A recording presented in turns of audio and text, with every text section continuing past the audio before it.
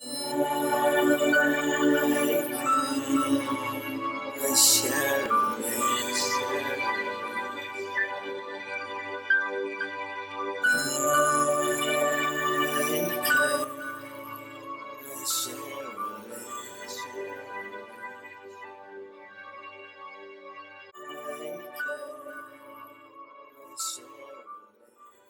to our new show, Awaken Within with Sherlyn.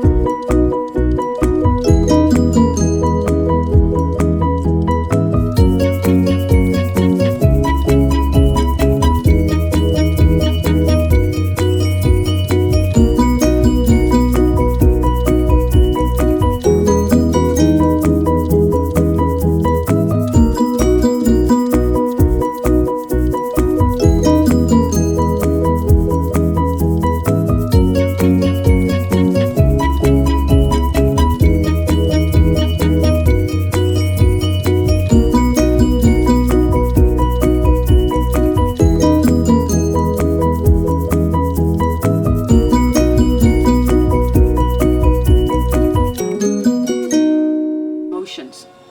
So say you're a little child, a little boy, right? And you hit your knee and you hurt and you want to cry and your mom or your dad says, little boys don't cry, and you suck that emotion in, and emotions have to be expressed out and released. So suck it in, or we hold in a cry, or or in a life you were sacrificed and killed and you had something traumatic. All of these things go into your emotional plane. So here you are, the physical you, right? And then above you is your soul. Above that is your higher self, your essential self, your oversoul and your I am presence, and then the great I am. So all of these energies are actually hovering above you. So if you have you, and then around you, your emotional plane, your mental plane, your spiritual plane, and then all those God aspects of yourself, through all of those blocks, all of those unexpressed emotions, all of that gunk in chapter 6, it's called gunk, that blocks because that's in your auric field. So that's very, very dense. And so what happens? It prevents any of those higher aspects from you, where, I am worthy, I am good enough. And a lot of those things that we're dealing with come from childhood. So when you're a little kid, 3 to 7 years old, what were you looking at, right? And so I'll take you to your heart. And it's like, okay, go back and paint the picture of your relationship with your mother. What was that like? Did you feel loved? And I'll have you feel it. Did you feel worthy? And it's so interesting because no matter what they say, my whole body will start to shake with resistance. Even though they don't even know what the truth is, spirit moves in and I'll feel the resistance for them. And I'm like, well, okay, let's really go back to that picture and see what it's like. And then all of a sudden they'll have a breakthrough, they'll cry, they'll something, and it will bring up that emotion so that we can address it. And then I expand the picture because it recognizing that you created every experience you're having, you created it. You created it either through intention or through default. So what does that look like for you? Right? And so I have to be mindful, I have to be compassionate for myself. I realize I created this. How did I get here? So now, how do I change those thoughts? By becoming aware of your thoughts. And holding yourself accountable. So if you're finding yourself starting to have a negative thought, whoa, okay, I need to cancel that thought. I need to figure out why I'm still having those kind of thoughts. And let me rephrase it in a positive, uplifting way. And so how do you know when you're having negative thoughts? How do you know when you still have stuff to clear and heal? Because it's so amazing. The universe will bring those people to us that agitate us, that infuriate us, that really just tick us off. That's your mirror. What's your mirror? That's your mirror. And so because your soul has its own personality, your soul is the detached observer. Your soul encourages and is compassionate. So if you're not in those 3 little adjectives, then you're an ego and you still have stuff to clear. So your higher self will then send you all those triggers for you to clear. And then you have to say, okay, I get it. And your guidance system is how you feel it. So you stop throughout the day and you check in with how you're feeling, right? If I'm feeling good, I'm feeling loved, I'm feeling worthy, I'm having the right sort of thoughts. I can continue. If I'm frustrated from my boss, if that cup of coffee didn't wake me up and I'm still agitated, if I'm being cut off in traffic, if things are just not in the flow, that means you're not having the right thoughts. So then I stop and I clear that, right? And I disconnect from that. I move back into that heart space. Now let me have a better thinking thought.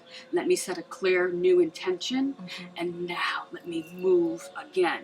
So we don't want to stay in autopilot, just keep through the whole day in that anxiety. We want to stop it.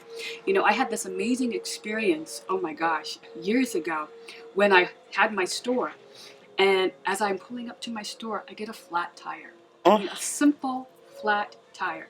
And I was annoyed by the flat tire, right? Because I had an appointment I had to make. So my mom came, she watched the store for me. My husband changed the tire. I made my appointment. I came back to the store. Everything was fine. Later on, in the wee hours of the morning, back then, my power number, my birthday, 413, was when they would come in and visit me. So, 4:13 in the morning, an outside voice says, disconnect from an uneven temper. Well, I just jumped out of bed, right? And I said, who's there? I'm home by myself. And the voice said it again, disconnect from an uneven temper. And I said, oh, you mean how I let getting a flat tire annoy me and take me outside the space of my heart. And so I got up. I'm like, let me go write this down. I'm not going to remember this the next day. I don't talk like that, right? Disconnect from an uneven temper. Yeah. I'm like, huh? Right. And so I said, okay, fine. I'm ready to go back to sleep now. Is there anything else? And the voice said, love is all there is. And so the key to getting into your heart space, the key to this ascension is to move into the space of your heart. Let nothing take you outside the space of your heart. That means nothing takes you into judgment. Nothing takes you into envy. Nothing takes you into anger. Nothing takes you into discontent. Nothing takes you into any of those emotions that are anything other than pure love.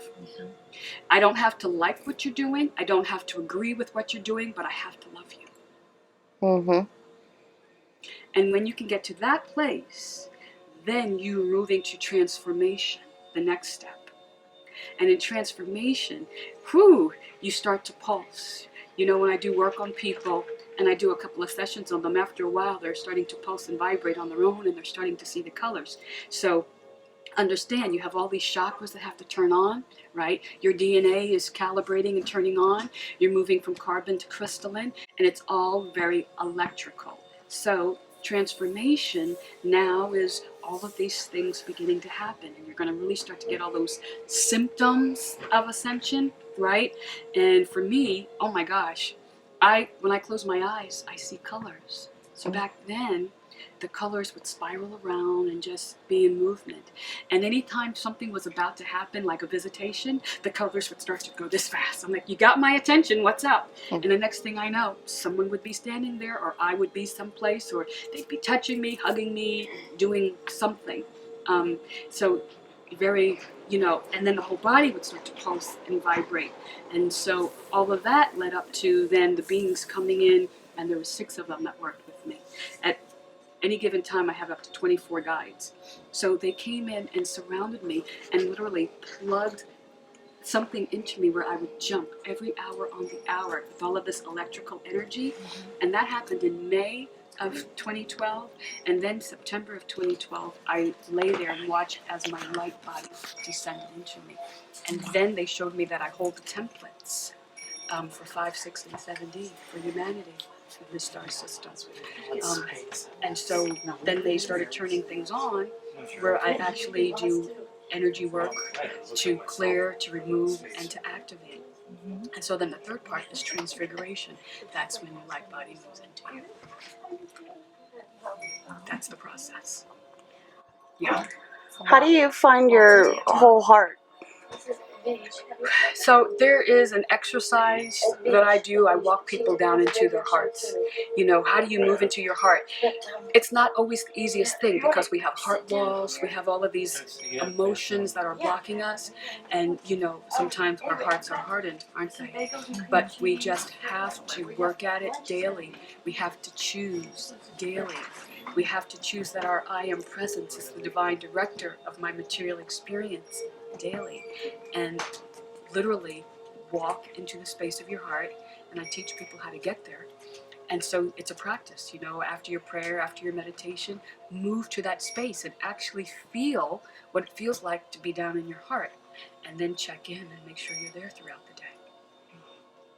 Yeah, it's amazing. So I'm going to find that picture and show you that picture that Sherlyn took. I was so interested after you said that. It's pretty amazing. But who we are as divine beings, that process, it's real, and we can no longer hide. Once we start to connect in back to who we are, it shows up in a most amazing way. Words just can't even